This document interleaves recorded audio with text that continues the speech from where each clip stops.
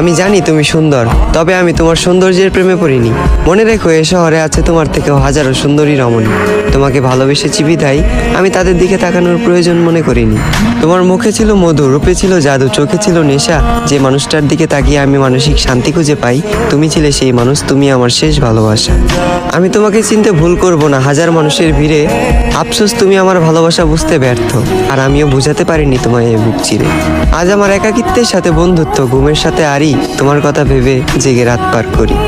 এই পৃথিবীর কোনো কিছুকেই আমি ভয় করিনি, তবে তোমাকে হারানোর ভয়ে ছিলাম ভীত এবং কাতর।